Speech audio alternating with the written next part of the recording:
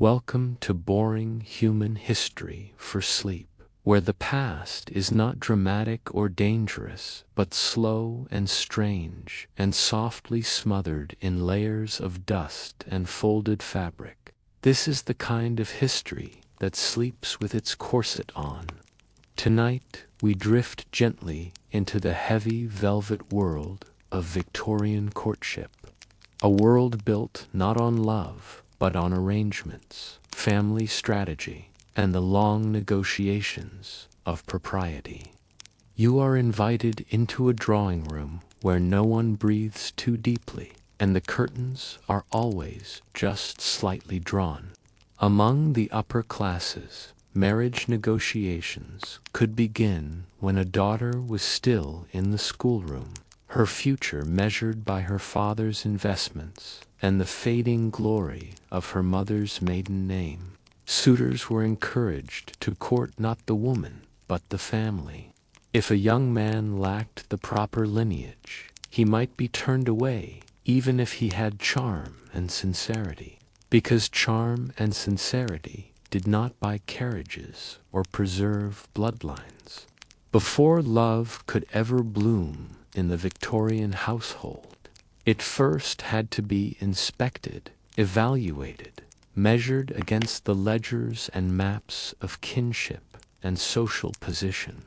Parents still played a guiding role, especially in tight-knit communities where reputation clung like chimney soot.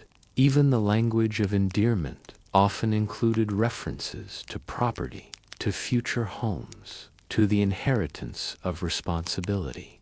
A man might write of his devotion, but he would also mention the suitability of his salary. Her father might approve the match, but her mother would ensure the timing of every meeting, the temperature of every glance. Suitors were evaluated not just for income, but for manners, family lore, and potential for advancement. An awkward cousin or a bankrupt uncle could sour the most promising prospect. Sometimes the girl's opinion was sought politely, briefly, and then folded into the family's larger scheme. There were exceptions, of course. There were elopements and rebellions. It was a stage play where each actor had a script written by someone else. A daughter was not simply a person. She was a promise. A son was not just a lover. He was an investment. And every stolen glance, every clutched letter, every trembling hand under candlelight was made all the more vivid by the knowledge that the stage could collapse at any moment under the weight of disapproval. But they were the exceptions that proved the rule, and they were punished in gossip, if not in law. It had to find places to bloom, secretly, softly, beneath the layers of ink and lace. And it did, but always at risk, always at a cost. A woman might hint at affection, but always with a delicate nod to the approval of her parents. It simply meant they were taught to love in particular ways, under supervision, within carefully constructed corridors. Dowries reached astronomical figures. A girl of 17 might find herself courted, not for her smile, but for the acres of land attached to her name. The pressure was immense. Debutantes were trained in posture and conversation as tools of diplomacy. Each word was a maneuver, each laugh a calculation. Behind the silk and lace lay the quiet machinery of legacy preservation. A girl might come to love her husband over time, might find pleasure in his voice or pride in his steadiness. To marry poorly, to follow one's heart against the family will, could mean exile, disinheritance, or worse, a life of whispered pity. For women especially, these choices bore deep costs. A lady who loved unwisely might find herself without means, without family, and with no possibility of future match. Men who disobeyed were scolded, sometimes disowned, but often forgiven in time. Women were marked permanently. A man might cherish the softness of his wife's presence, the calm she brought to the parlor, the warmth of her touch.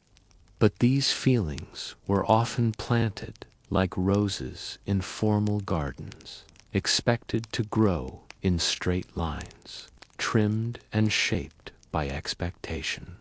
Wild love was weeds.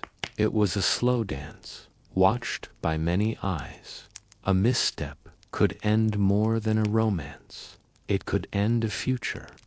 In rural areas, matchmakers often emerged as unofficial authorities, women who knew everyone's family story and who quietly stitched couples together over pies and cider.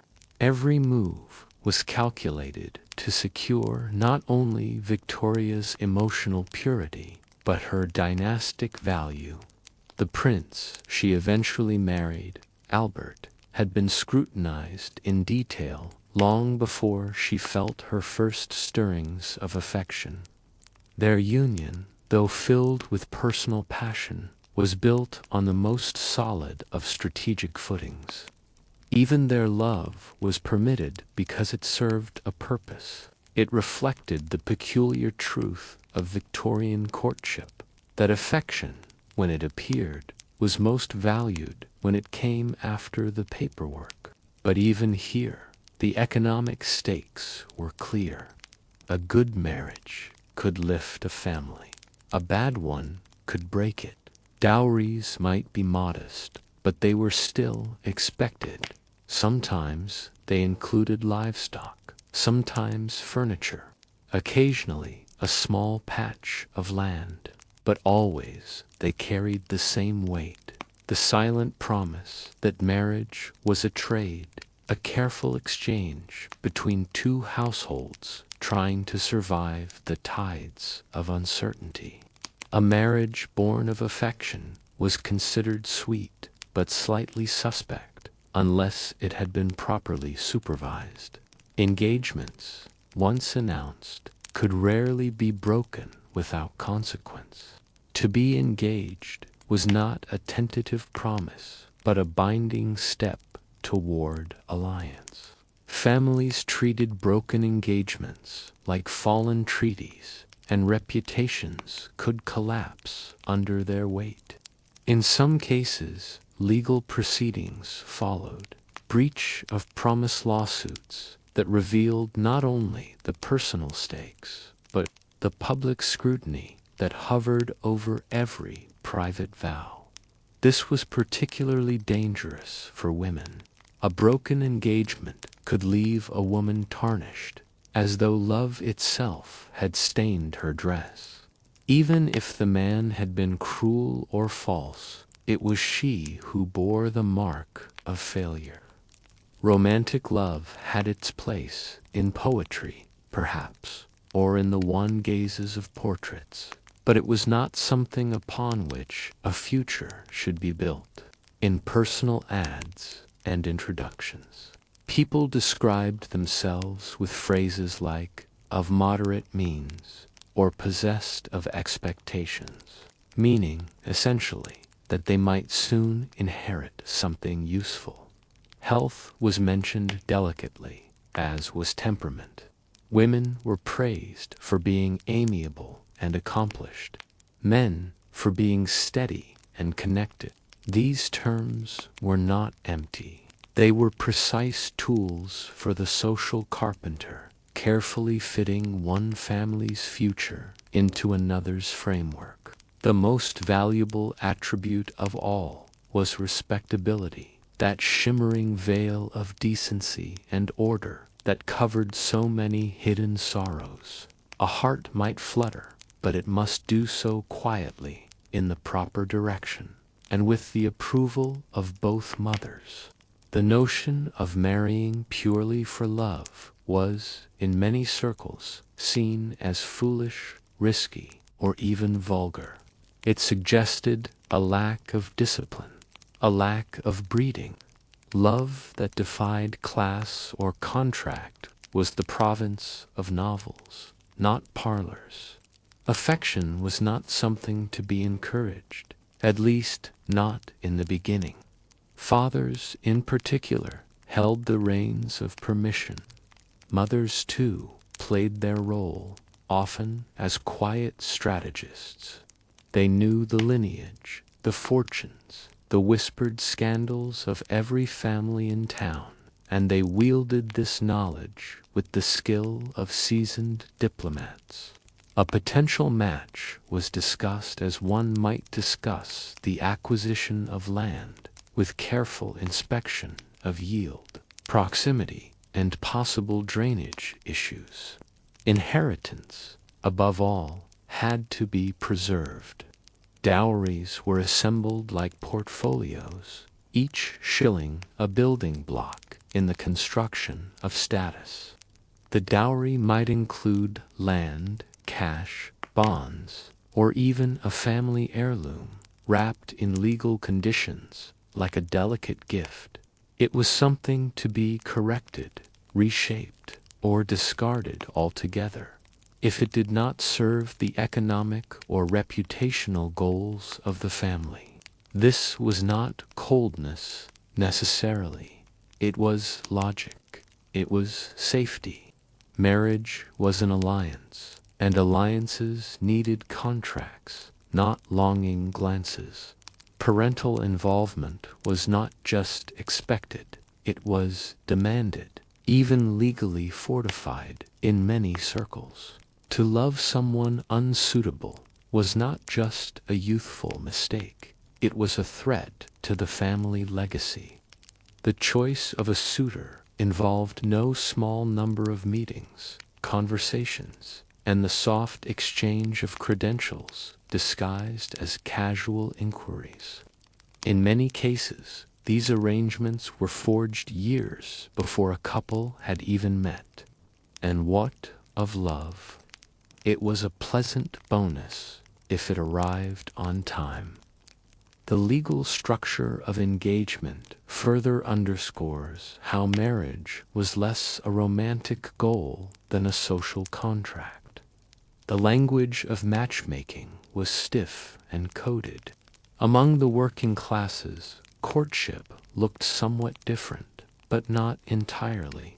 Letters of courtship were not simply love notes. They were negotiations. One striking example of parental control can be found in the life of Queen Victoria herself, whose own mother, the Duchess of Kent, managed her daughter's early social life with the precision of a chess master. Control extended into the architecture of daily life. A young woman of good standing would rarely find herself alone with a suitor. The rigid formality of these arrangements did not mean that people were incapable of love. In aristocratic households, marriage negotiations sometimes involved vast fortunes and the merging of titles. The consequences of disobedience could be lifelong. So courtship in this era was not courtship in the modern sense. It was a form of family diplomacy, shaped more by fear than desire. As we drift gently from this world of managed affection and parental calculus, we begin to see how love, real, messy, uncertain love, had to squeeze itself through the cracks of marble expectations and ledger-bound dreams. They taught her how to sit, how to smile, how to breathe without disturbing the air around her. From the moment a girl could hold a teacup, she was taught to hold herself. Posture was not simply poise, it was a kind of moral stance. Straight back, chin gently tucked, ankles crossed, just so.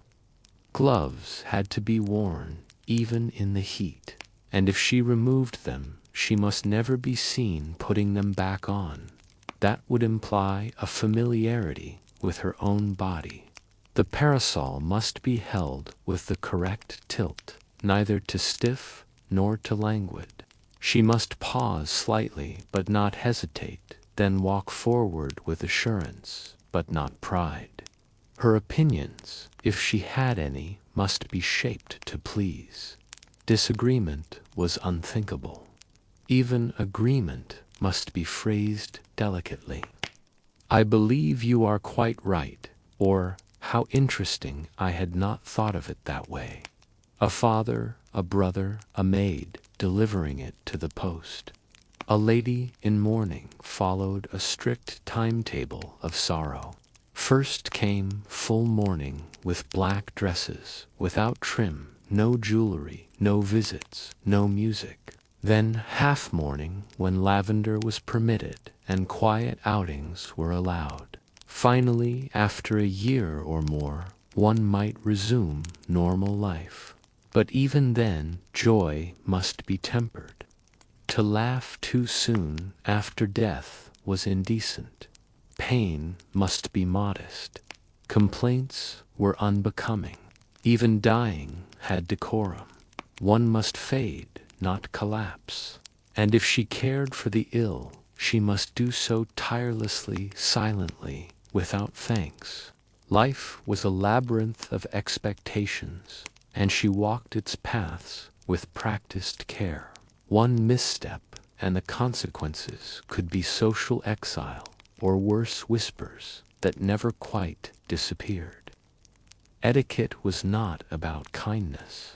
It was about control. A society that feared change used manners as its walls. And within those walls the women moved like ghosts in embroidered cages. A proper lady suffered beautifully. Her suffering elevated her, gave her purpose, made her admirable. To suffer noisily was to lose her place. Tears must be shed with dignity. One cried quietly in handkerchiefs, not in arms. They had trained themselves not to move, not to breathe, not to leave a trace.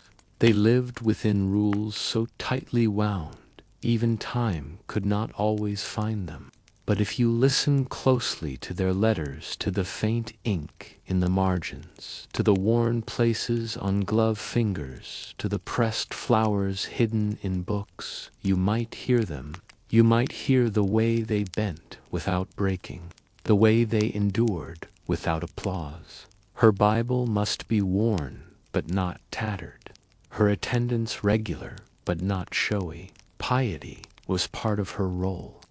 Not too fervent, not too cold, just enough to suggest moral steadiness.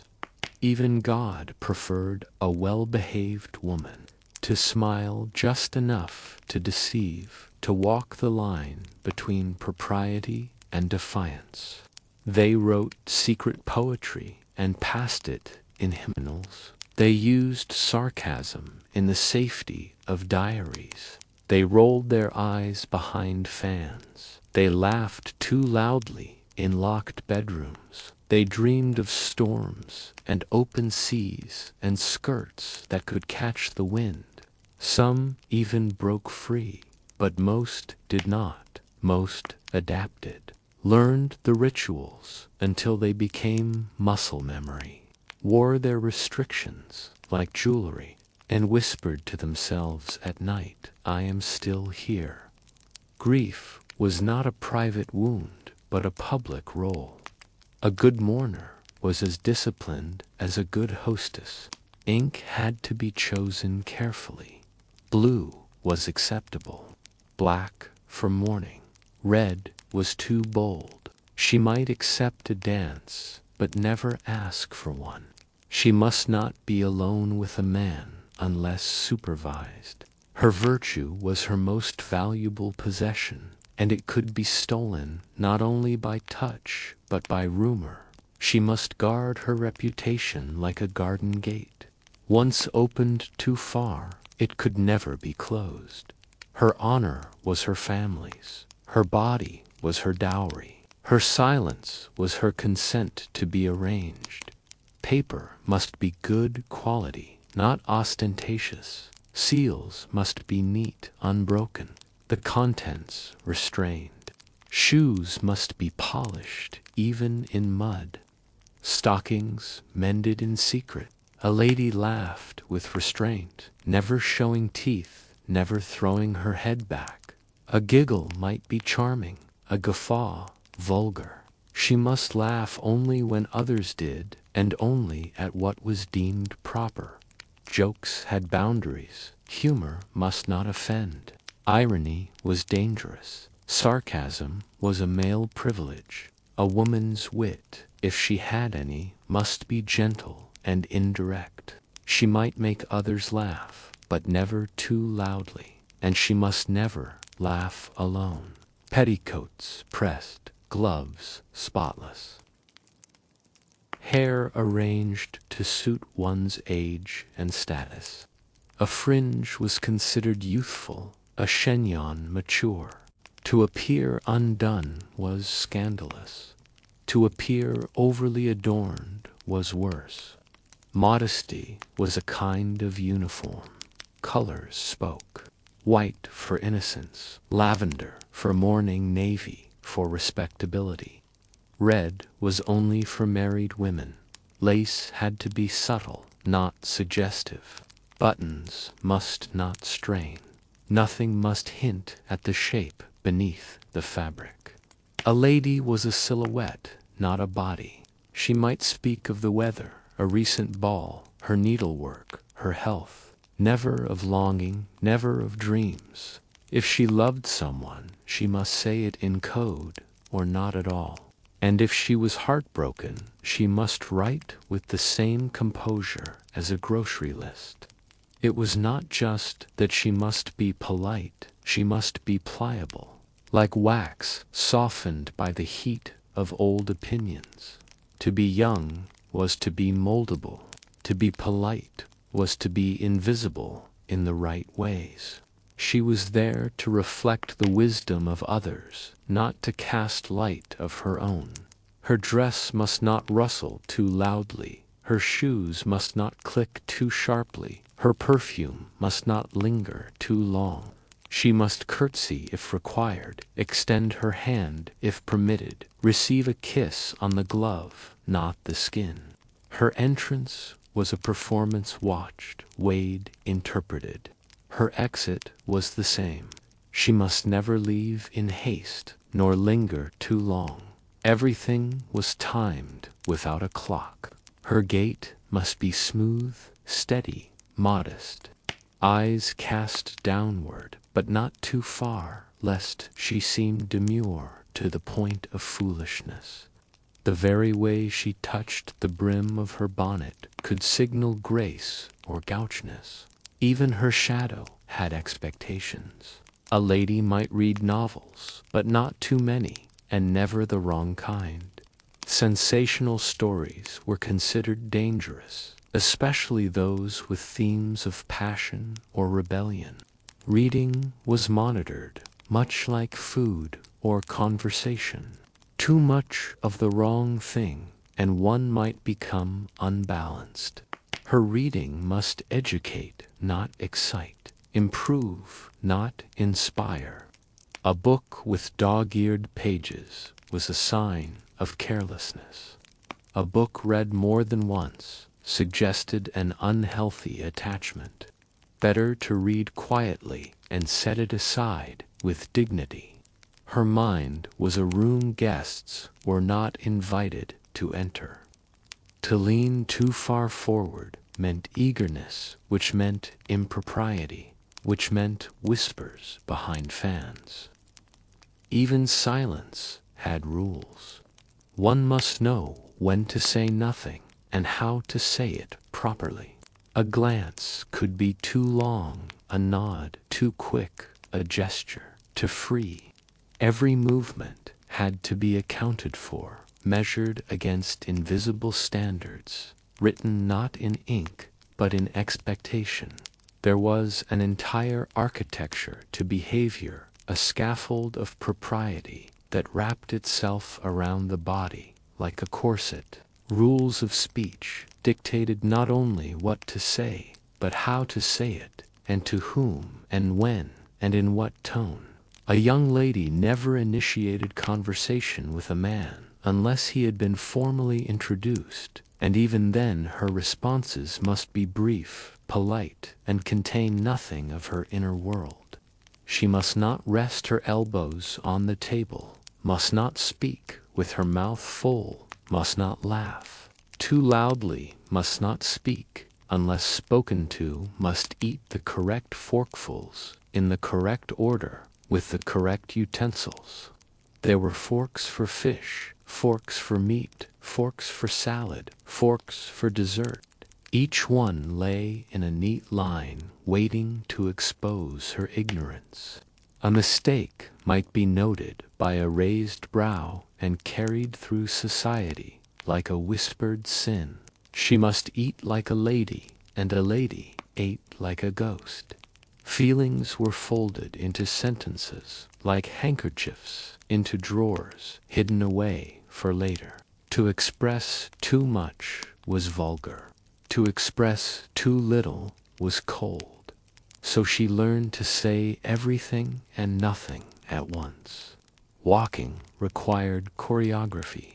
A stroll through the park was not leisure, it was a procession. The dinner table was a battlefield of rules. Napkins unfolded, not shaken. Soup sipped, not slurped, and certainly never from the tip of the spoon.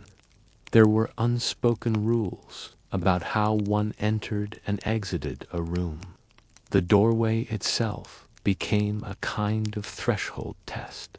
In the presence of elders, she became smaller, not physically, but spiritually.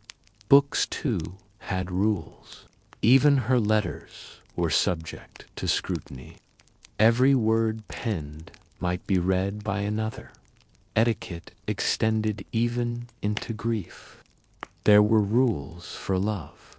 A young woman must never appear eager. She must not flirt or pursue. She might show interest, but only through disinterest. There were rules for dressing.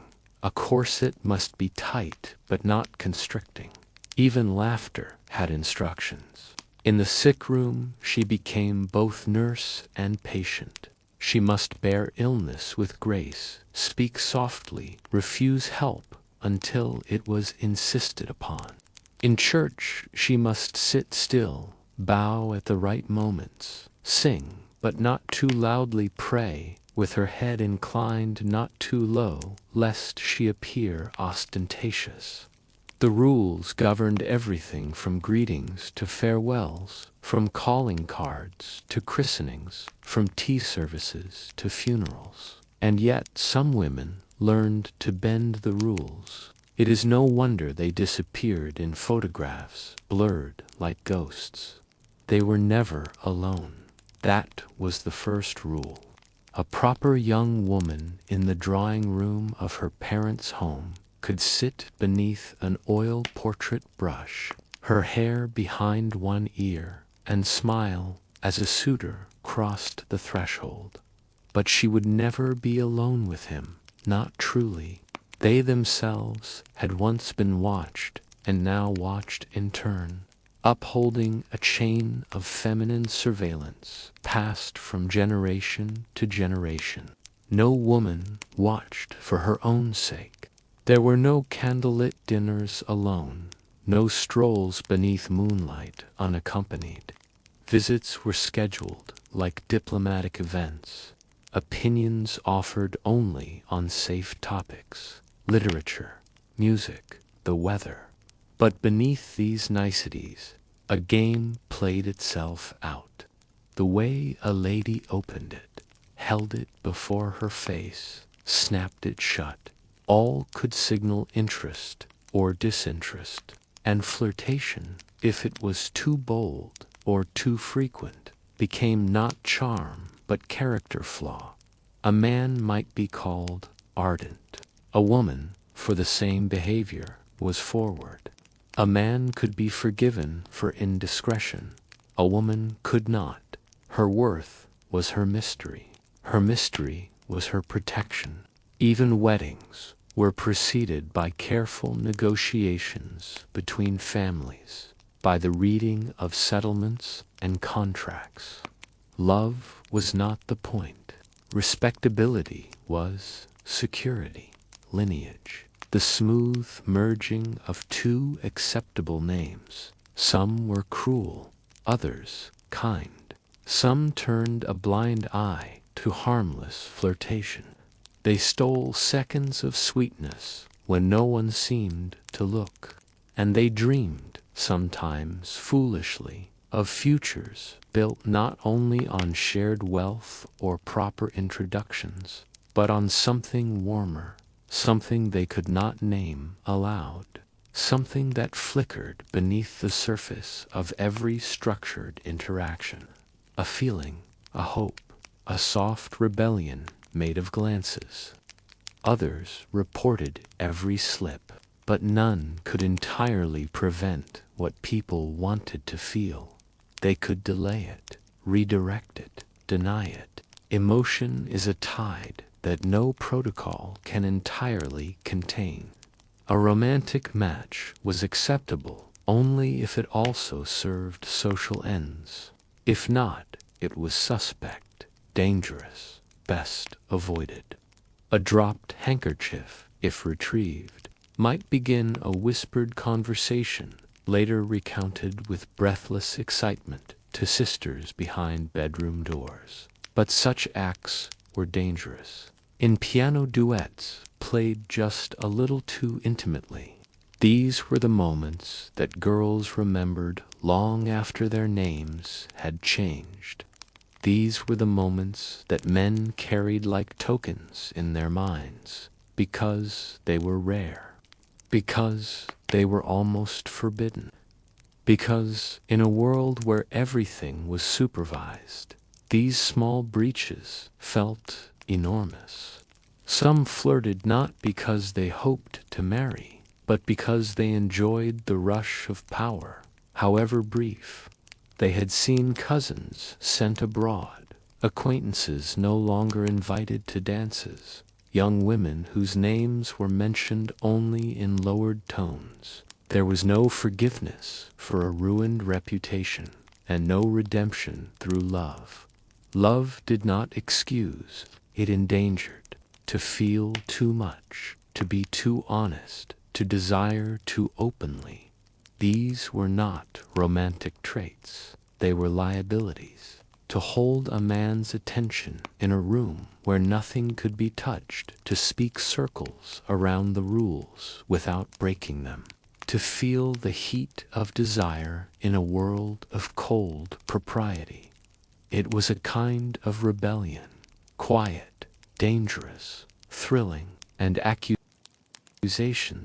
in the absence of evidence, were still enough to ruin.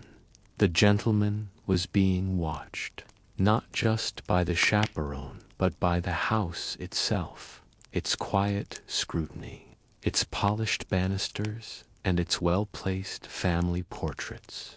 Everything said, everything not said, everything hesitated over, was a measure of suitability. He might not know it, but he was already auditioning for a lifelong role. A gentleman might call between the acceptable hours of 3 and 5 in the afternoon. Any earlier was too eager, any later too improper. He would arrive properly dressed, sit upright in the parlor, and address the mother or aunt as much as the object of his attention. A card enclosed in an envelope, rather than presented openly, indicated formality. A card returned without comment might end everything. They piled up in silver trays in hallways, where servants brushed past with unreadable faces. They lived short lives, some cherished, others discarded. But in those few inches of stiff paper lived the dreams and dreads of entire families.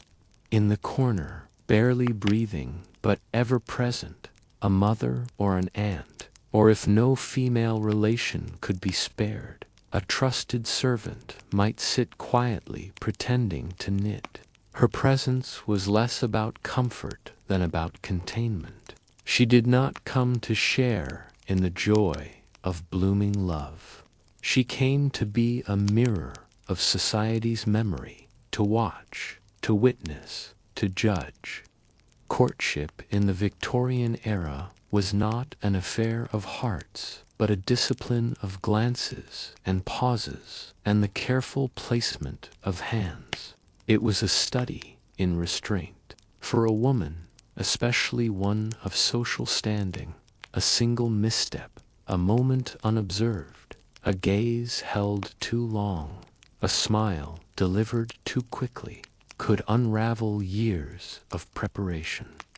The calling card was one such instrument, a small piece of stiff paper, engraved with a gentleman's name, delivered by hand or footman to the lady's home. If received favorably, the lady, or more precisely, her mother, might leave her own card in return. The chaperone, then, was not merely a family accessory. She was a bulwark against disaster, a human moat between the young lady and the possibility of impropriety. These chaperones often bore their burden with grim elegance. The cards were not mere tokens, they were codes. Once a calling card was accepted, the courtship began. But this was not courtship as we imagine it now. The young lady would pour tea with studied grace. Her fingers, never gloved indoors, would tremble only slightly.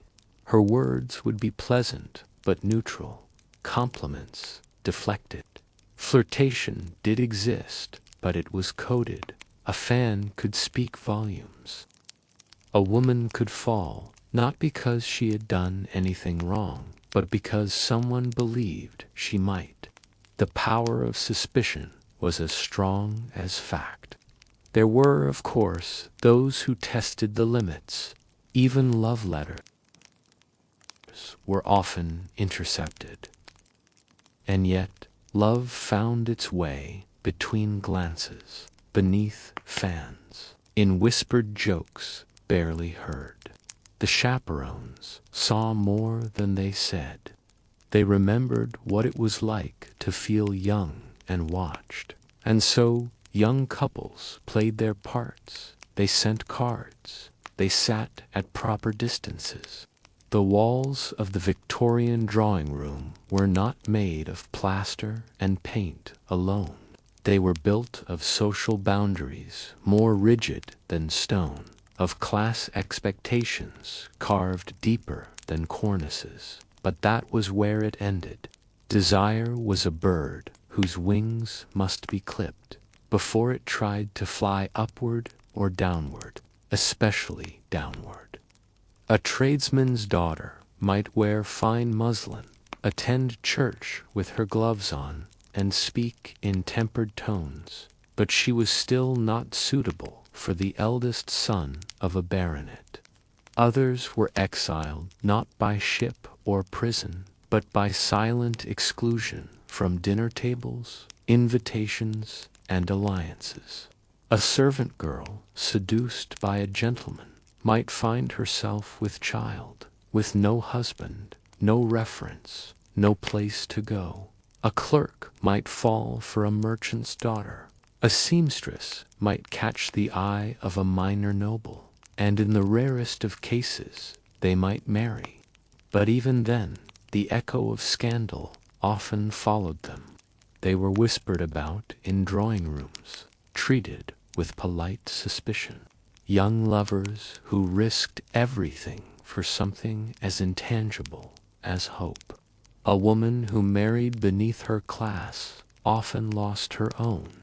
She might go from a house with servants to one where she must scrub her own floors, from lace gloves to work-worn hands, from influence to invisibility. Newspapers relished tales of runaway heiresses, of gentlemen disowned for marrying actresses, of vicars who eloped with dairymaids. These stories both titillated and warned. They were modern fairy tales rewritten as cautionary tales. Love was allowed, but only if it bowed first to structure. The poor girl married the rich man, yes, but only after she proved herself virtuous, worthy, obedient. The man who married down was noble, but only because he was exceptional. They looked across gardens, across parlors, across class lines. They wrote names on scraps of paper and hid them in drawers. They imagined what could be, even if it could never be spoken aloud. These narratives reinforced the boundaries even as they pretended to question them. The idea that two people might choose each other freely, regardless of background, was treated as naive at best, dangerous at worst. Passion was considered a thing to be directed, not followed. The right marriage was not just a union between people, but a pact between families, fortunes, and expectations. The moral was always the same: cross the line and you will pay. The trade was rarely equal, and once made, it was irreversible. Society did not take back its fallen, sometimes of quiet regret, and behind every forbidden match was a choice, a risk, a refusal to be governed entirely by expectation. These were not the stories told in public. They were passed from maid to maid, sister to sister, sometimes written down in code, sometimes burned before dawn. Balls were organized with careful attention to attendees' status. Invitations were sent with strategic intent. Families circled one another like carriages in a square, evaluating, appraising, and within this structure, romance became both real and rehearsed. Genuine feelings had to wear the costume of social conformity. Even if love grew, it had to grow carefully, like roses trimmed to the height of the garden wall. They were dangerous, but they were real, invited to second-tier gatherings, but never the first.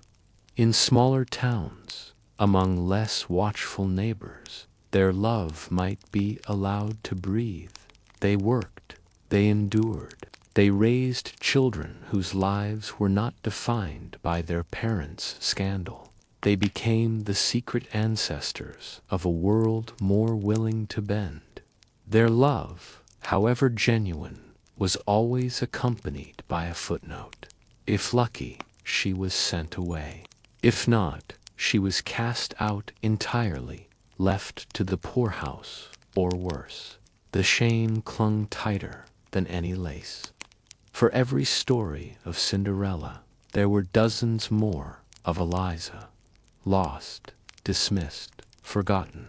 A young woman, if she defied her class to marry below herself, was often whispered about until she vanished from polite memory.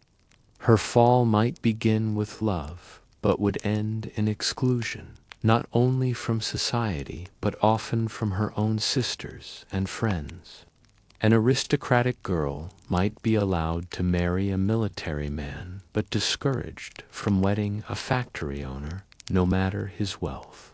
A banker's son might rise through connections, but still be deemed inferior to a landowning gentleman with less coin but more ancestry. The ladder was tilted. It was not just how high you stood, but where you stood, and who had placed you there. A lady's maid might read poetry by lamplight and dream of more, but the dream was hers alone. Even in cases where the heart leaped past boundaries, the society around them quickly closed ranks to pull the dream back to earth. There were rules. And the rules were enforced not only by families, but by neighbors, servants, parish priests, and the gaze of every watchful street. One might marry up with caution, but to marry down was a kind of death, social, reputational, sometimes even financial. A chaperone might smile when a suitor of good name approached, but grow icy at the arrival of someone merely wealthy. The implication was clear. Money could buy invitations, but not affection, and certainly not legitimacy. The matchmakers and mothers of the day were the quiet architects of these walls. They measured a potential match not by the curve of his jaw or the cleverness of his conversation, but by the pedigree of his people. When a young man of standing courted a girl below his station, the warnings came swiftly. From his mother, perhaps, from his clubmates, from his solicitor. They reminded him of inheritance, of duty, of expectations. Even love could be framed as selfishness if it disrupted the ancestral line. To love recklessly was to betray not only family but nation, or so the logic went. To love across class was not simply difficult, it was, more often than not, forbidden. Though a suitor might step into a parlor bearing flowers and a smile, the room itself had already decided if he was welcome, not by his coat or his boots, but by the cut of his lineage, the whisper of his income, the sound of his surname, pronounced aloud by the maid at the door. Romance was permitted, encouraged even, so long as it did not trespass into the wrong house. A woman of good breeding could admire a handsome footman in passing, might exchange a few too bright words with the butcher's son, or blush when the stable boy tipped his cap. The sharp line between classes wasn't always visible, but it was always present. Marrying within one's class was more than etiquette. It was protection. Protection from scandal, from suspicion, from poverty, from stories told behind folding fans. The cost of ignoring these warnings could be staggering. Some young men were disinherited entirely, their names struck from wills, their appearances banned from family portraits. And for women of the lower classes who dared to dream upwards, the stakes were often fatal. Yet despite this, forbidden matches bloomed like ivy between stones, sometimes in secret, sometimes against the tide. Not all barriers were vertical. Some were woven sideways, between professions, trades, and family origins. These tensions played out at dinner tables, at dances, in the very mechanics of matchmaking. And yet, beneath these rigid rules, stories pulsed like hidden veins, letters sent in secret, glances exchanged across pews, promises whispered behind hedgerows. The fear of marrying down wasn't only about respectability, it was about survival. And so the machinery of matchmaking continued. Of course, there were scandals, and they were recorded with glee, and some paid, but some quietly, stubbornly did not. Some made new lives, far from the parishes that had condemned them. Still, in the heart of Victorian society, class remained a tight corset around the waist of romance. Even literature, which played with these themes, often concluded with compromise. The lived reality, however, was more complex. Behind every structured marriage was a story, sometimes of affection, sometimes of convenience. So the lovers waited, some in hope, some in silence. And the houses they lived in, with their high ceilings and drawn curtains, held all these stories like breath in winter, invisible, suspended, real. The curtains were drawn even in daylight, and the hearth fire burned low, though it was summer and the parlor still cool. Outside the streets were uneven with horse dung and gossip, but inside the rooms where women were taught to sit and not speak too loudly or too long, there was an invisible fog that settled around the body. It told them what they were before they knew how to speak. If she didn't blush at all, she was corrupt. Brunettes for obedience. The men who frequented them were university students, barristers, husbands, men whose own wives might be asleep in linen nightgowns in quiet country houses, writing diary entries about duty and devotion. A boy might be caught with his trousers down and dismissed with a laugh. At home, they were expected to court but not feel. Their first night was often one of fear.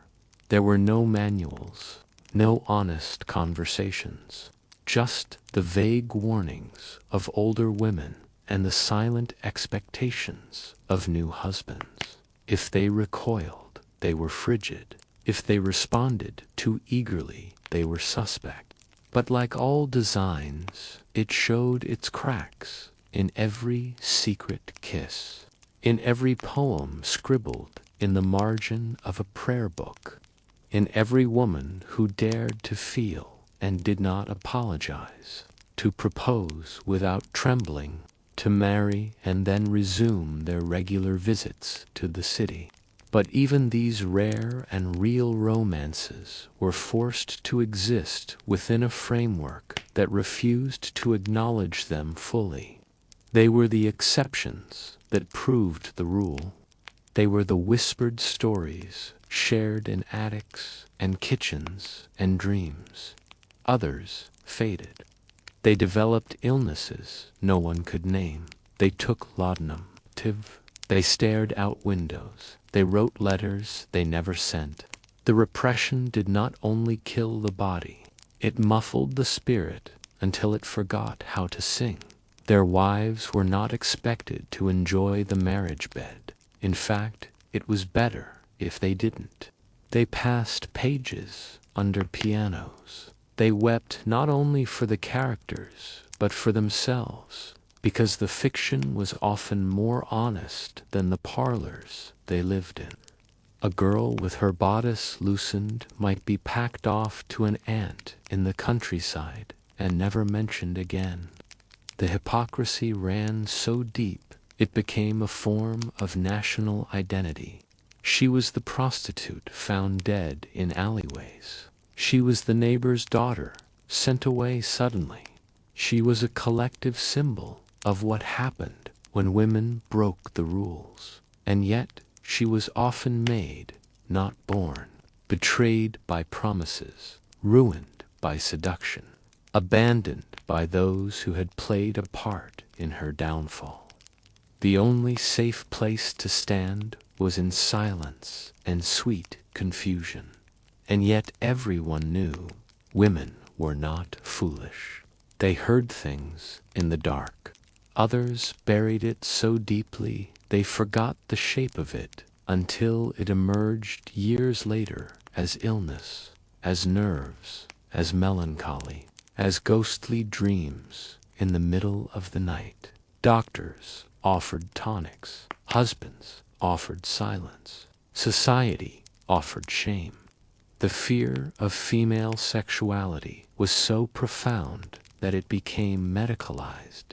Doctors began publishing pamphlets about the dangers of arousal, not male arousal that was considered natural and needing release, but female arousal was dangerous. It could cause hysteria. It could upset the delicate nerves. It could result in wandering wombs and deranged behavior. It must be kept dormant until a husband unlocked it with proper ceremony. It was both obscene and expected. A man might brag about his conquest at a gentleman's club over port. Young women were taught to sign pledges to remain chaste. They wore white sashes. They attended lectures filled with dire warnings about moral collapse. There were public campaigns to rescue fallen women, often involving locking them in homes for rehabilitation. The cult of chastity for women became more fervent the more it was violated by the very men who demanded it. They saw the looks exchanged between footmen and chambermaids. They understood the shadows on their mother's face, but they were required to pretend otherwise, that their virtue was fragile, that their future would live or die upon the preservation of a word. Virgin. It hung above every birthday cake and Sunday prayer like a garland that might choke. A woman's worth in Victorian England was measured first by her maidenhood and second by her ability to remain visibly ignorant of what that word even implied. A man might touch her skin beneath lace. She was already spoiled, even if she had done nothing at all. The education of girls was an elaborate practice in repression, not only of behavior but of thought. If she blushed too easily, she was too aware. Men, on the other hand, were expected to know. It was not only accepted that they might visit brothels, but whispered among themselves as a rite of passage. A young gentleman might sleep with prostitutes in the same month he courted a virgin for marriage, and this was no contradiction. It was, in fact, encouraged. A man who had never tasted flesh was thought to be ill-equipped for the marriage bed, but a woman who had done the same was irreparably ruined. The double standard was not concealed. It was built into the very architecture of courtship. In the cities, the red light districts thrived under gas lamps and discreet signage. There was even a growing industry in virginity for hire. The purity movements that swept England during the mid-to-late Victorian era were cloaked in religious fervor and secular hysteria alike. Men's desires were not repressed. They were redirected into politics, into sport, into prostitutes, into private clubs and coded language and Greek philosophy. Even among the educated classes, this repression took root. For women who did feel desire, there were few safe places to put it. Some found it in poetry, in long walks alone. The figure of the fallen woman haunted every parlor and poorhouse alike. Even marriage did not guarantee freedom. Women were expected to enter the marriage bed with no knowledge of what awaited them, and so many performed. They lay still. They bore children. They spoke softly. They kept secrets. The paradox was that love still existed, even in this tangle of hypocrisy and silence. Some husbands loved their wives deeply and tenderly. Literature became a secret language. The Brontes and Hardy and George Eliot gave women a mirror, and in those cracks love survived, bent, bruised, but alive. It was always the shadows that held the truth, and in the shadows the whispers became letters. The official world of Victorian courtship spoke in gloves and dowries, in polite visits and tightly supervised strolls around ornamental ponds. But just beneath that brittle surface moved something older and deeper and harder to name. Love letters in the Victorian age were not trifles. They were sacred things, written in candlelight with a fevered care, full of flourishes. A man might write of moonlight and roses, but mean the softness of her skin, the edge of a garden at dusk, the back row of a Sunday service, the reading room of a lending library, where fingers might graze under the table and no one would dare look down. In rural towns, a walk along a country lane could become a cathedral, perhaps because it had to. The tighter the rules, the more the heart rebelled. Affairs were carried out with the utmost caution, letters hidden in sewing baskets, carried out largely through letters, was seen by some as dangerously romantic. Emily Dickinson, whose reclusive life shielded her from scandal, still wrote lines that trembled with unspoken longing. These women wrote what others only dared feel. Telegraphs, while not intimate, allowed for rapid communication under pseudonyms. A wealthy man might seduce a governess with promises he never intended to keep. In pressed flowers, in thumb-worn novels, in prayers whispered into a pillow at night. Not every story ended in a happy union. The letters, when not burned, outlived their authors, hidden in attics, discovered decades later, still scented faintly with lavender or longing. And in that ink, still legible, the past breathed again. A married woman might use a younger man for comfort, then send him away with a coin and no explanation. The same secrecy that protected love also protected cruelty. But even so, the heart continued to search. These conduits were often the true protectors of love. Their silence made passion possible, and sometimes they were the only ones who knew the full story. They kept secrets as sacred as any priest. Their words became a solace, a mirror, and occasionally a map for those navigating love in silence. The passion these affairs kindled was not only romantic but existential, a defiance against a life chosen for them. A woman might keep a photograph of her dearest friend in her diary. Through the back doors of society and the locked drawers of writing desks, it flickered in gaslight, it shivered in lace, it hid behind veils and signatures and curtains, but it lived. It lives. A man might write to a schoolmate with a passion he could not name. These relationships, too, were buried beneath the weight of illegality and taboo. But they were real. They existed. They mattered. Even when they could not be spoken, they were lived. For men, adultery was scandalous but survivable. For women, it could mean destitutionalization or the loss of their children, and still some risked it, because to feel, even briefly, was better than a lifetime of numbness.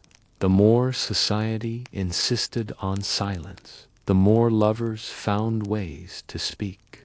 They carved initials into tree trunks. They folded poems into hymn books.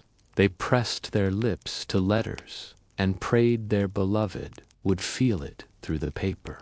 A girl might waste away from an illness that no doctor could name.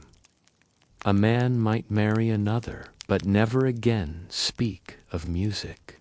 A servant might disappear to another town and never return. These were not only stories, they were truths, stitched invisibly into the social fabric. In cities, the corner of a museum gallery or a moment in a hired cabriolet could contain more feeling than an entire wedding ceremony. These meetings were brief, and they had to be. Too long, and suspicion would follow.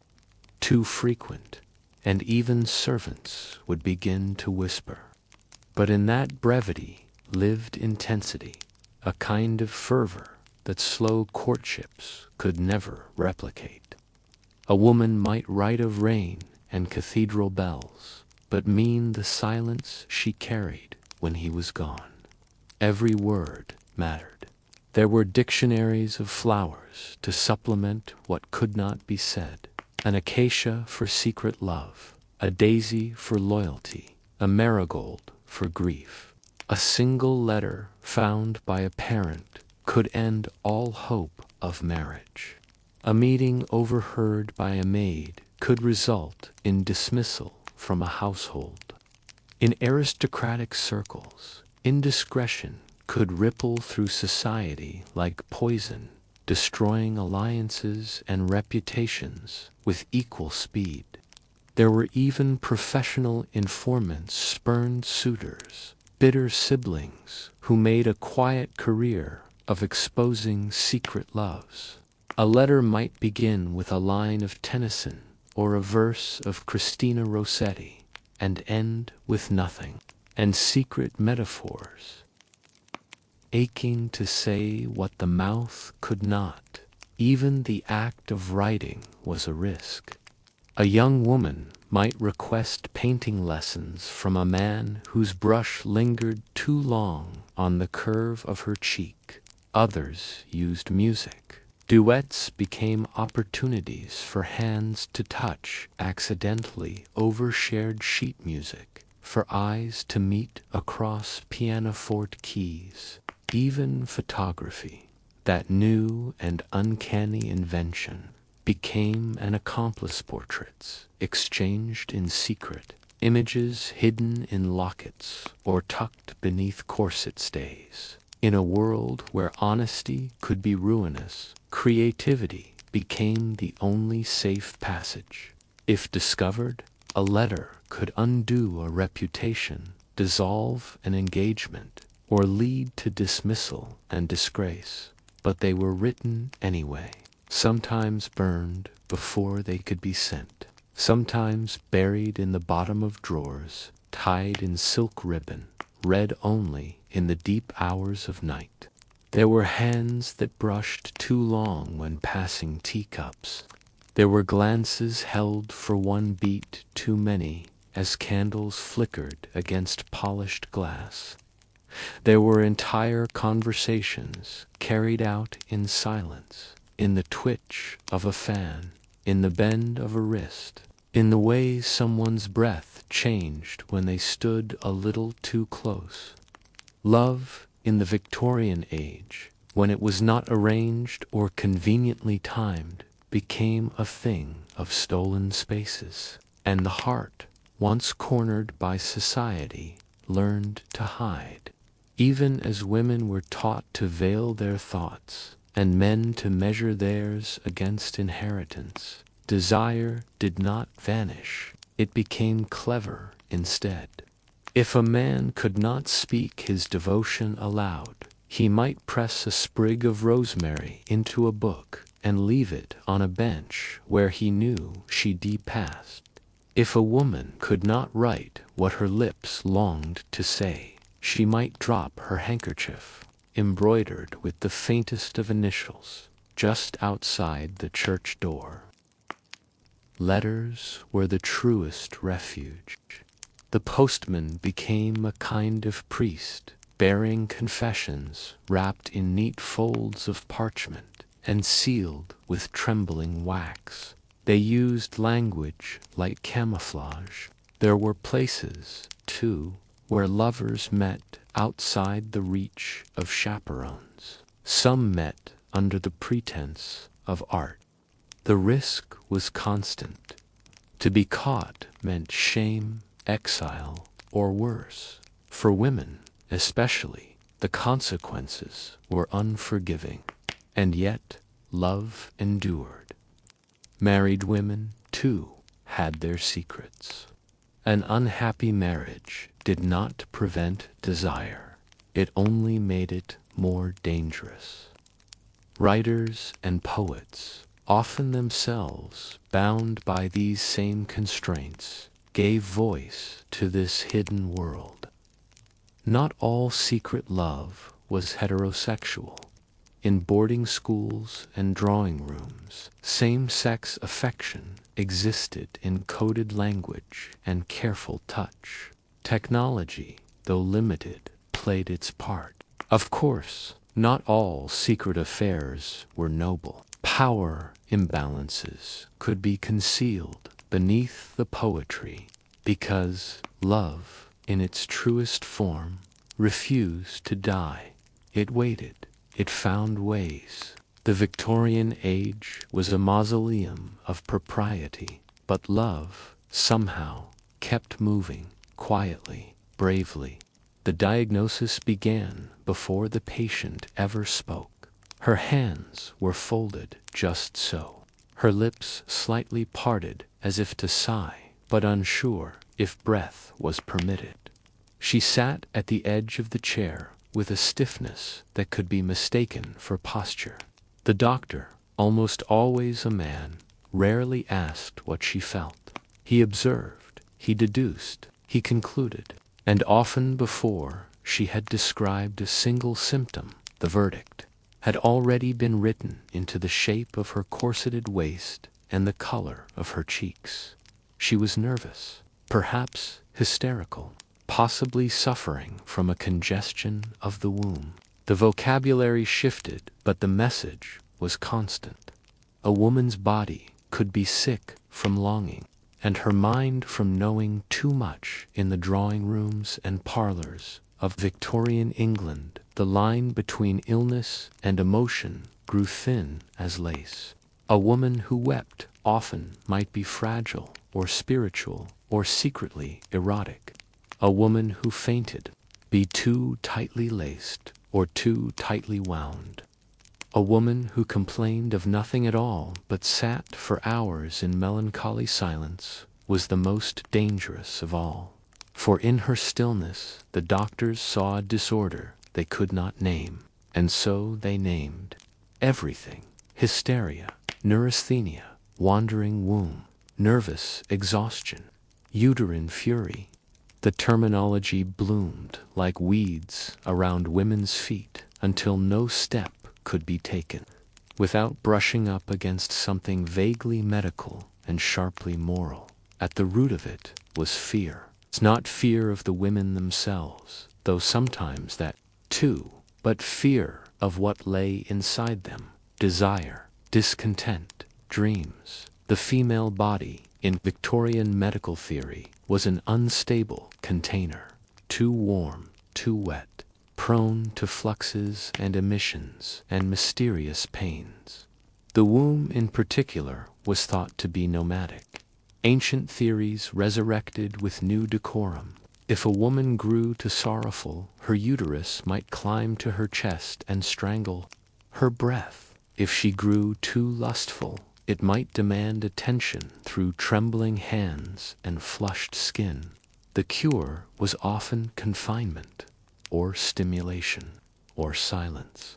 The word hysteria itself comes from the Greek hysterikos, of the womb. It was a diagnosis as old as antiquity, but newly fashionable in the gaslit corridors of 19th century England. Women who laughed too much, or not enough, who wrote poetry, who stared too long at the moon, who disliked marriage. And once diagnosed, they were permitted a range of indignities dressed up as medical intervention. There were water cures, ice baths, blistering, electric shocks, and the ever-popular rest cure, which required women to lie in bed for weeks at a time without writing or reading or moving much at all. Their meals were brought to them by silent nurses. Their hair was brushed by others. Their thoughts were discouraged entirely. The fainting couch became both a symbol and a tool. Found in parlors and bedrooms and clinics alike, it offered a place for women to collapse with elegance, but also a place to be watched, to be adjusted, to be interpreted. A woman who fainted was not necessarily unwell. She might be overheated or overwhelmed. or simply performing what was expected of her. Because even distress became performance in a culture that valued female fragility as proof of virtue. The weaker she was, the more morally elevated; the less she desired, the more deserving of desire. And yet these women were not merely objects, they were agents of their own survival. Some used their illnesses strategically. A headache might protect against an unwanted advance, a confrontation. A doctor's note might excuse one from a marriage bed or a dinner party. Others suffered genuinely. The repression of desire and intellect and movement takes a toll on the body that no tonic can cure. Muscles atrophy from disuse, minds fray from solitude, and when the soul is caged long enough, it begins to rust from within. There were doctors who tried to help, to return the woman to her domestic role, to make her acceptable again to family and society. One of the more curious methods involved what was then called pelvic massage, a manual procedure by which the physician would relieve the patient's hysteria through controlled stimulation. It was not named as sexual, it was clinical, but the implications were unmistakable. Some historians now describe it as the birth of the vibrator, invented not for pleasure but for productivity. To save doctors the labor of doing it themselves, the entire medical model was steeped in paradox. Respectability, yet sexual release was prescribed for sanity. A woman could not speak of her own body without shame, but a male doctor could handle it in the name of health. Marriage was the presumed cure for many nervous conditions, yet often the cause of them too.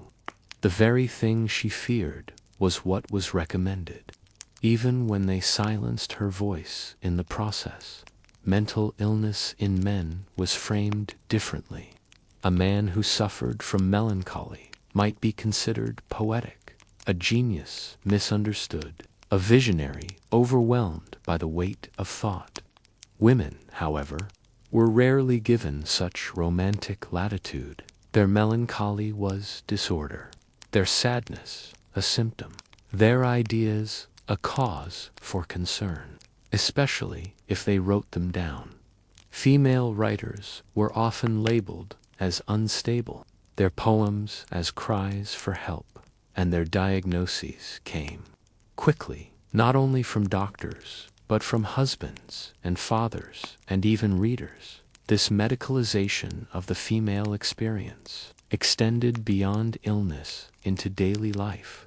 Menstruation was treated as a temporary madness, pregnancy as a condition requiring confinement, menopause as a decline into irrelevance. The female lifespan was charted by physicians not in years but in hormonal transitions, each stage requiring its own set of restrictions and remedies, each stage another opportunity to remind her that her body was not her own. Even love was pathologized. Women who loved too deeply were said to suffer from erotic melancholy. Women who refused love altogether were cold. There was no room for nuance, no allowance for ambivalence. The heart was expected to follow the script. Any deviation was suspect, and the diagnosis was waning. One of the most haunting consequences of this system was the erasure of female voice. To be diagnosed as hysterical was to have one's words discounted. One could speak but not be believed, protest but not be heard. In literature, this became a theme: the mad woman in the attic, the haunted governess, the silent bride. Women whose truths were buried beneath male narratives. And in life, the pattern repeated: letters ignored, diaries hidden, symptoms dismissed. But even in this fog there were flickers of resistance. Some women wrote anyway. They published under pseudonyms. They circulated pamphlets. They shared poems. In secret, others turned to spiritualism, claiming communion with the dead as a way to speak freely. Some became nurses themselves, or midwives, or amateur scientists.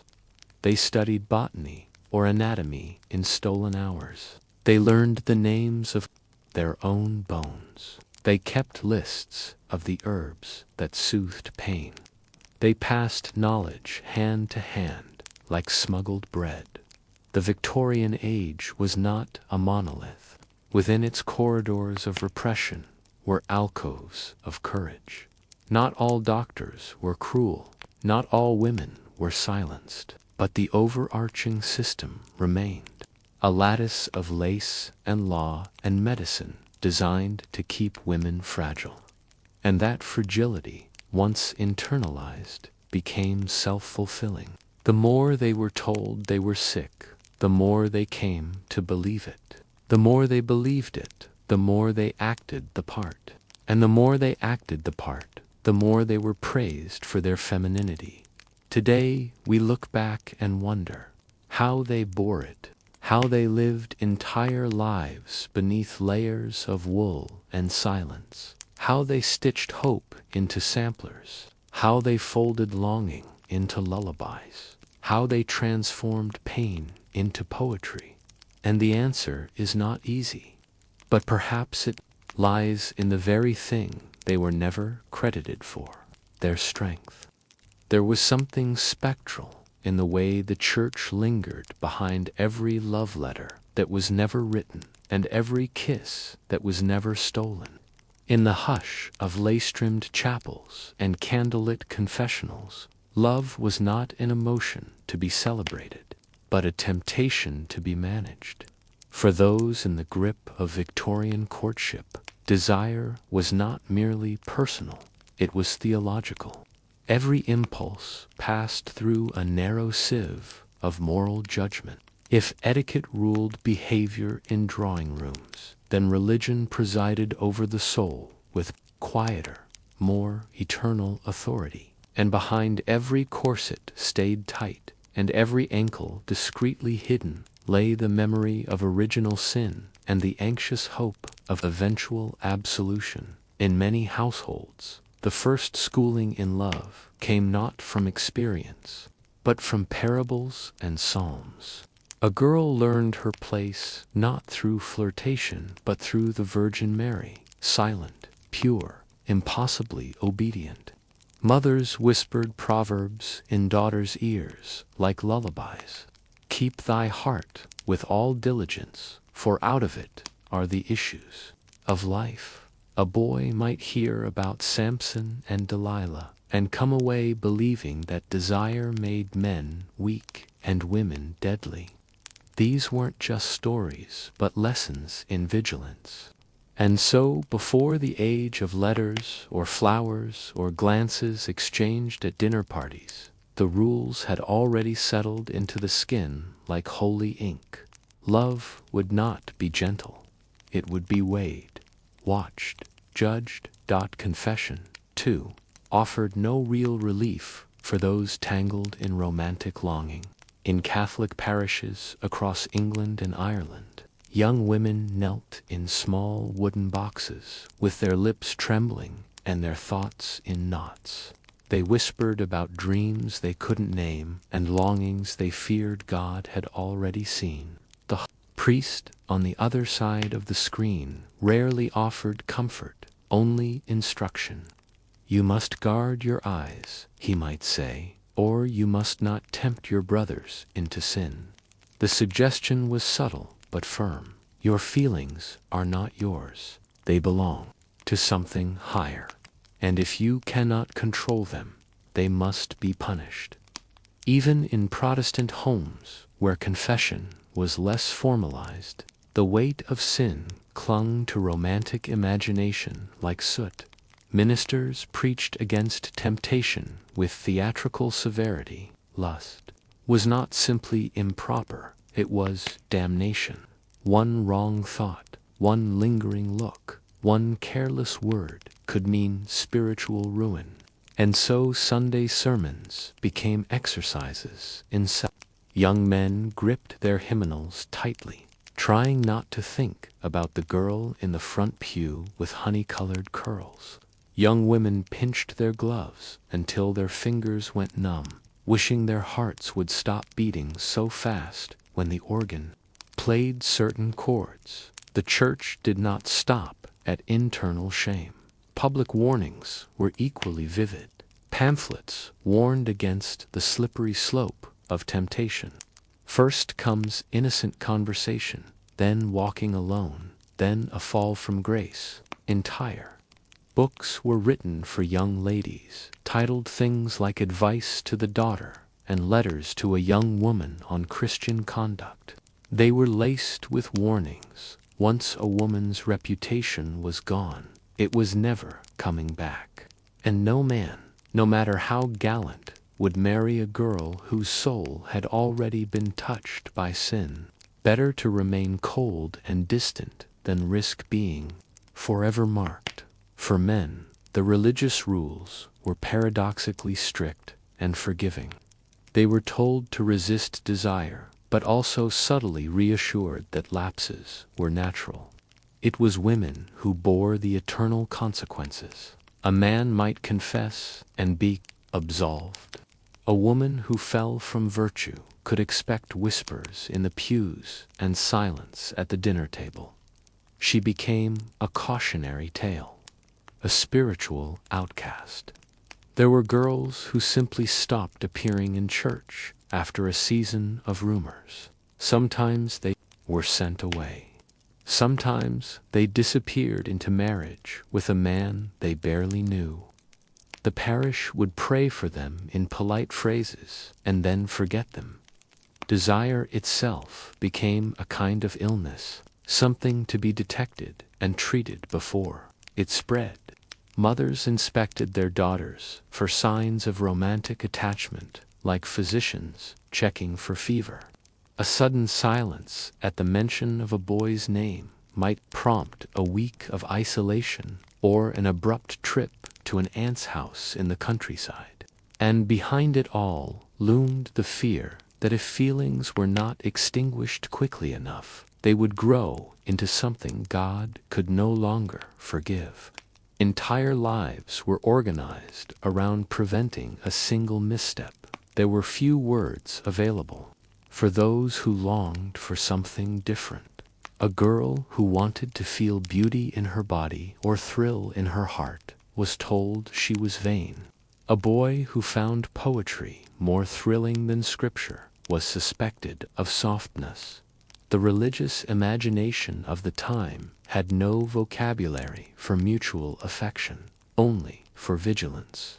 There was no shared rapture, only the ongoing war between flesh and soul. And it was always the body that lost. In some more ascetic branches of faith, even marital love was viewed with suspicion. The act itself was allowed, yes, but only under strict silence and necessity. Passion was discouraged. Children were welcome, but the pleasure required to conceive them was not. In these colder corners of theology, marriage was not a celebration, but a contract, a means to control lust within the walls of decency. A wife might learn to submit herself as a pious duty. A husband might take her with a prayer half-formed on his lips, fearing that even in the sanctity of matrimony he might be indulging something unholy. Religious tracts often illustrated the cost of disobedience with unrelenting imagery.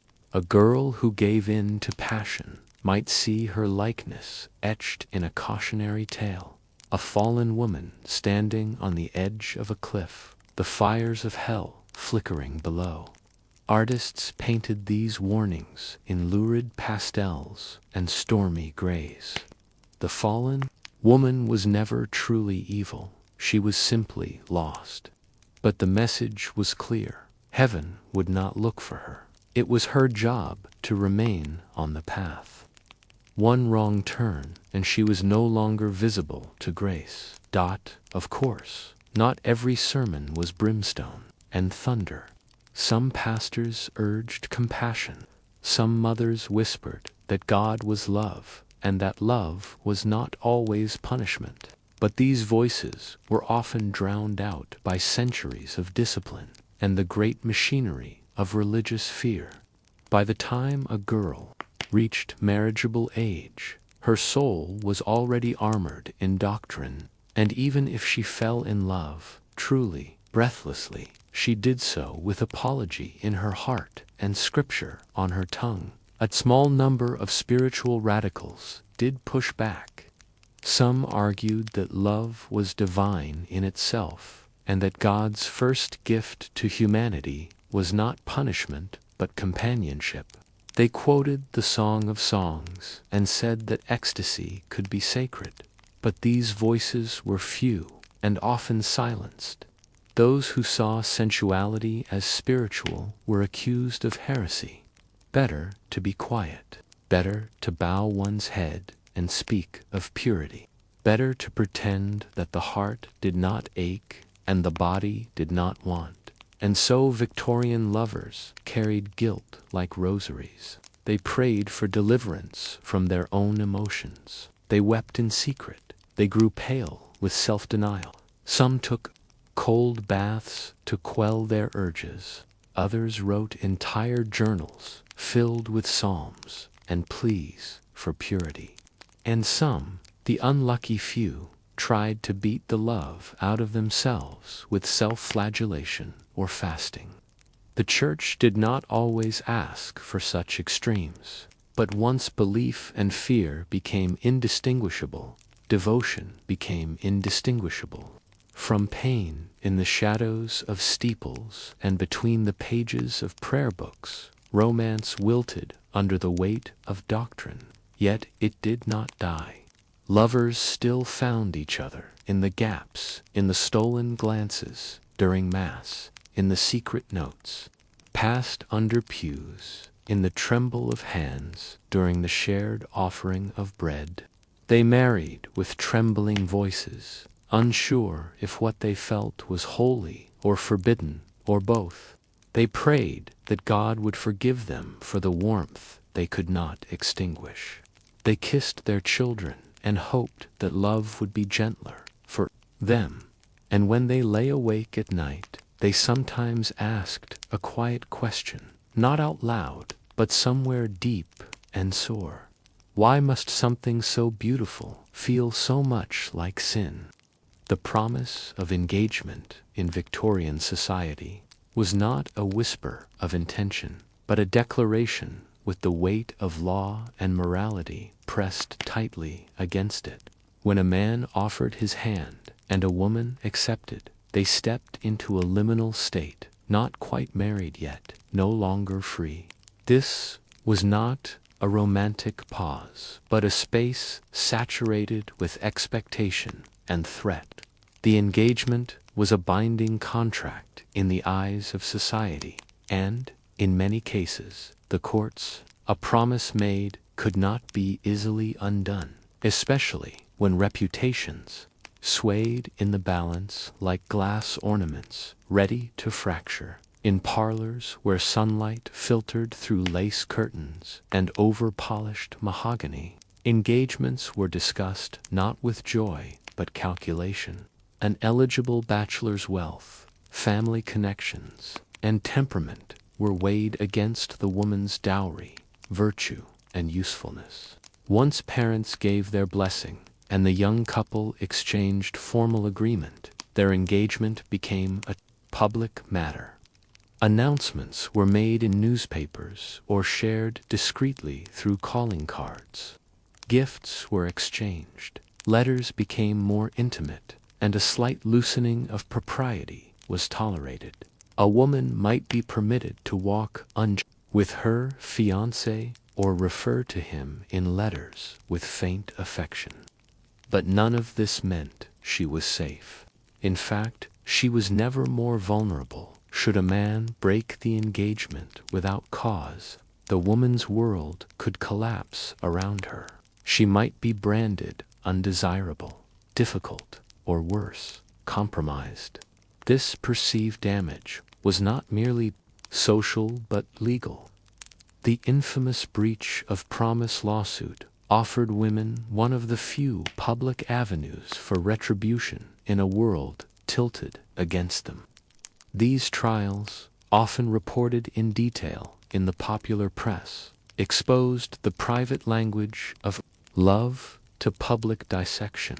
Judges weighed the sincerity of a man's affection against his eventual retreat. Love letters were read aloud in courtrooms, heavy with tobacco, smoke, and silence. The juries, often male, would examine whether the woman had suffered not just emotional pain, but reputational ruin. If so, she might be awarded monetary compensation, though never the restoration of her social purity. One such case, often whispered about in Victorian drawing rooms, involved a governess named Clara who fell in love with the son of the household. She worked for he courted her in secret, promising marriage and offering a ring he swore once belonged to his grandmother. When Clara confided in her employer that she would soon be leaving their service to become a wife, the engagement was exposed. The family reacted with outrage. The son, under pressure, denied any formal commitment. Clara sued. In court, her letters were read in full, earnest lines about shared futures and garden walks. The verdict sided with her, and she was awarded a small sum, but it did not change her fate. The scandal clung to her. No other family would hire her. No other man would propose. She lived the remainder of her life as a seamstress in a boarding house, where no one asked questions for men. The consequences were uneven. If a woman broke off an engagement, he might feel the sting of embarrassment, but rarely faced ruin. Yet, when women sued for breach of promise and won, the judgments were sometimes substantial. A wealthy man might be ordered to pay what was essentially emotional severance. This risk led many families to arrange escape clauses, documents that allowed either party to dissolve the engagement quietly if new information or feelings emerged.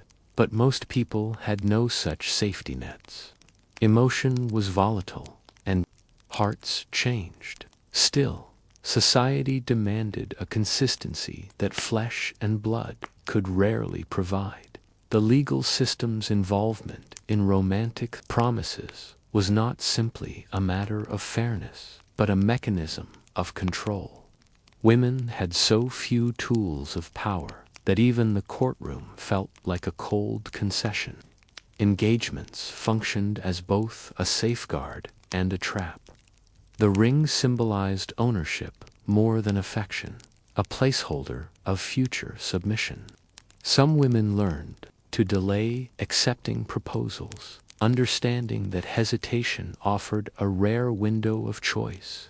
Others were pressured into premature promises by family, status, anxiety, or the slow ache of loneliness.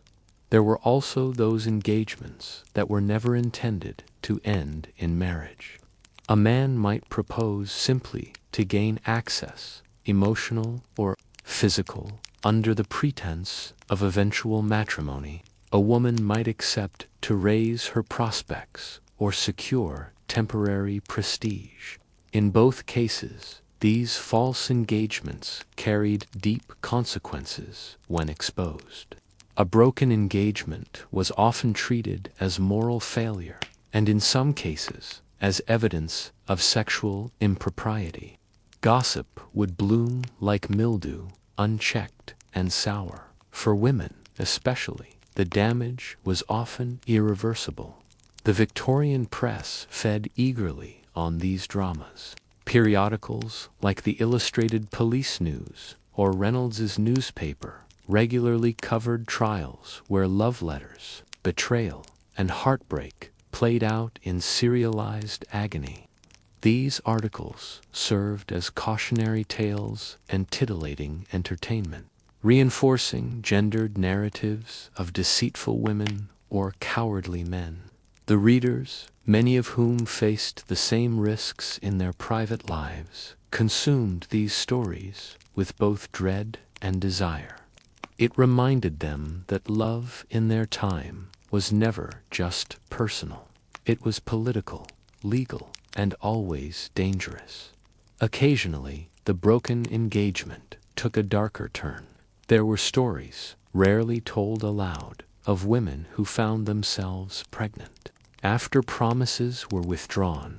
In a society where illegitimacy was a life sentence, these women often disappeared, sent to homes for the fallen, forced into early marriages with strangers, or made to give up their children in secret baptisms. The engagement ring that once glittered with hope became an emblem of betrayal. Some women drowned themselves in rivers, others took poison, their names remembered only as scandalous footnotes in parish ledgers or hospital logs. Among the upper classes, engagements were treated with even more rigidity. These unions were not only personal contracts, but political alliances. A broken engagement could rupture family ties, shift inheritance paths, or cause diplomatic embarrassment. There were elaborate negotiations to prevent such breakdowns, involving letters between family lawyers, whispered meetings between matriarchs, and even intervention by clergy. In some cases, the couple was forced to proceed with the marriage out of duty, leading to unions devoid of love and brimming with quiet misery. In rare moments, a broken engagement became a site of freedom. A woman might escape a domineering suitor, or a man might break from a union meant only to protect assets, but such outcomes were exceptional. More often, the end of an engagement left both parties marked. The social script required a tidy narrative. Someone had to be at fault. And so they carried the blame like invisible ink on their skin. Invitations ceased. Friends grew silent. The future narrowed. This fragile dance between promise and punishment shaped how Victorians viewed not just love, but risk. Engagement was a gamble with high stakes. The moment a couple declared intent, they were watched, measured, and held to account. Every deviation was noted. A longer than usual gaze, a touch not quite sanctioned, a delay in the wedding date. All of it meant something, and should it fall apart, there would be whispers for years. The echo of failure stuck fast in curtains and carpets. Women who managed to break engagements without social collapse often did so through careful scripting. They claimed spiritual incompatibility, the discovery of a distant cousin's madness, or some vague feeling of divine intervention. Men withdrew by citing financial hardship, family objection, or sudden calls abroad. The truth was rarely spoken, that they simply did not want each other anymore, that the heart had changed. But the Victorian world had no room for that kind of mutability. Love was a debt to be paid or punished. In the margins of etiquette manuals and conduct guides, one occasionally finds warnings that courtship should not be rushed, that affections must be tested. But the broader society did not wait. From the moment two people were seen walking together with certain familiarity, speculation began. In such a world, engagement was not a gentle promise, but a declaration shouted into a storm. And sometimes the storm answered. Nowhere was the cruelty of broken engagements more visible than in how memory handled them. Letters were burned, portraits hidden, names scratched out of family Bibles. A woman might carry the scar in silence. For decades, the man perhaps forgetting altogether. But the law remembered. The court records remained. Stained paper testifying to the strange Victorian belief that love could be legislated and heartbreak could be monetized. Even after the gaslights dimmed and the corsets loosened and the calling cards were finally tucked away into long-forgotten drawers, there was something that refused to die, something shaped like a sigh or a memory or an echo of lace pressed between two pages and shut in the book of history, and yet still bleeding through the paper. Our modern ideas of love, even now, carry the ghost of the Victorian parlor, with all its heavy curtains and heavier silences, its moral weight stitched into every whispered vow, every polite refusal, every punishment wrapped in gentility. We imagine we are freer now, and perhaps we are, but like an attic filled with trunks, we inherit what was stored away. Long ago the ideals of chivalry linger like a perfume from a bottle that has not been opened in decades, sweet at first, but cloying once it stays too long.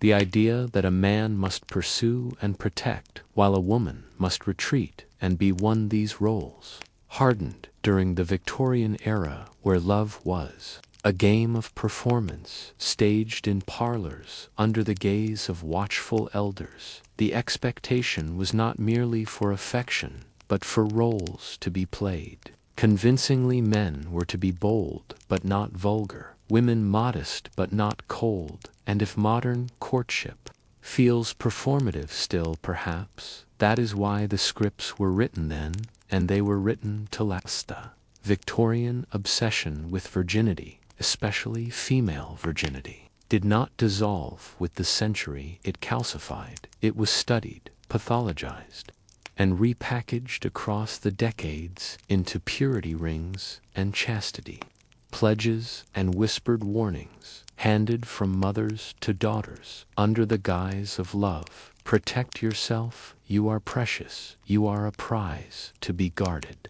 But prizes are not people. And those old ideas wrapped the female body in ribbons of shame, even when the boxers they came in were thrown away.